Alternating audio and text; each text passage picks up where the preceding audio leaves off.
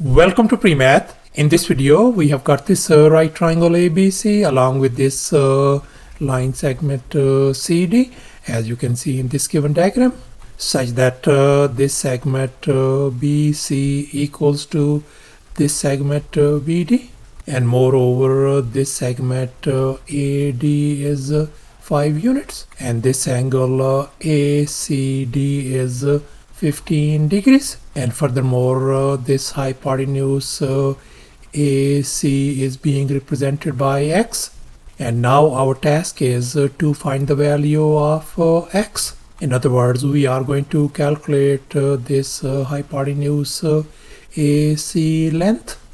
Please don't forget to give a thumbs up and subscribe, and please keep in mind that this figure may not be 100% true to the scale. Let's go ahead and get started. And here's our very first step. Let's focus on this right triangle DBC. And we can see that this is our isosceles triangle, since this side BC equal to this side BD. And we know this is a right triangle. So therefore this angle has got to be congruent to this angle. In other words, if this angle is 45 degrees, then this angle has got to be 45 degrees as well. Now let's make an observation. We can see that this angle BCD is 45 degrees, and this angle ACD is 15 degrees. So therefore this whole angle has got to be 15 plus 45 is going to give us 60 degrees. So therefore our this whole angle ACB turns out to be 60 degrees. And now this segment equal to this segment. If I label this segment as lowercase a, then this segment has got to be lowercase a as well. So therefore this whole side AB is going to be a plus 5. So therefore we can write a plus 5. And here's our next step. Let's focus on this big right triangle ABC. And let's recall this famous trigonometric ratio. Tangent of theta is always equal to opposite side divided by adjacent side. And here our angle theta is 60 degrees. So therefore our opposite side is going to be a plus 5, whereas our adjacent side is lowercase a. So therefore we can write tangent of 60 degrees is going to be a plus 5 divided by a. And now we know that tangent of 60 degrees is square root of 3. So therefore I'm going to replace that tangent of 60 degrees with the square root of 3 over here. So therefore I can write down square root of 3 equals to a plus 5 divided by a. And now I'm going to remove this fraction by multiplying by a on the right hand side and the a on the left hand side as well. And here we can see a and a, they cancel each other out. So we are ended up with the a times square root of 3 turns out to be equal to a plus 5. And now I'm going to move this a on the other side.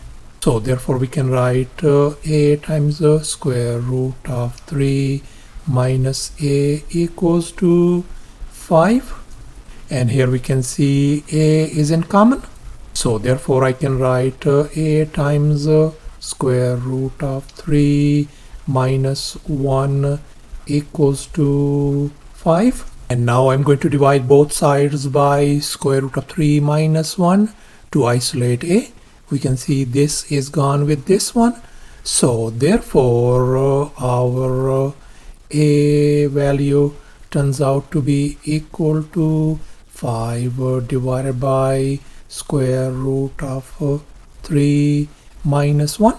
And here, since we figured out our a value is 5 divided by square root of 3 minus 1, and now we are going to rationalize this denominator by multiplying and dividing by its conjugate. and we know its conjugate is going to be square root of 3 plus 1, and we are going to divide by square root of 3 plus 1 as well. And now we are going to multiply out 5 times this conjugate, and here we are going to multiply out these denominators as well. And now let's recall this famous identity: a minus b times a plus b is always equal to a square minus b square. In other words, the product of the difference and the sum is always equal to the difference of their squares. And we are going to apply this identity on the denominator.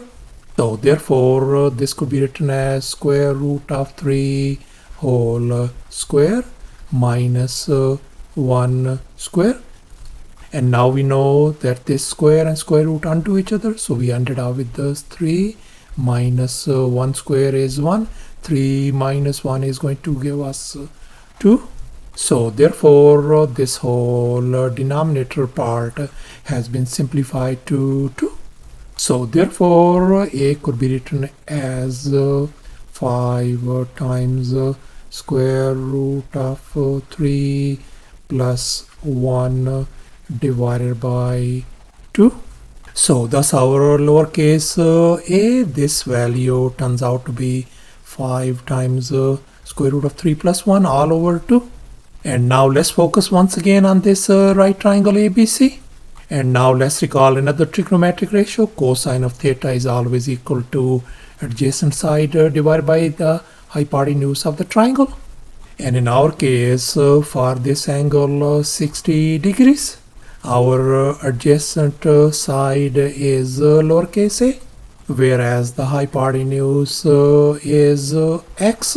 So therefore, I could write cosine of 60 degrees is going to be equal to a divided by x.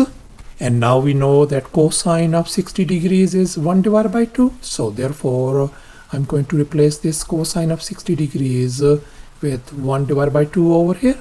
So therefore, we could write 1 divided by 2 is going to be equal to a divided by x. And now we are going to cross multiply.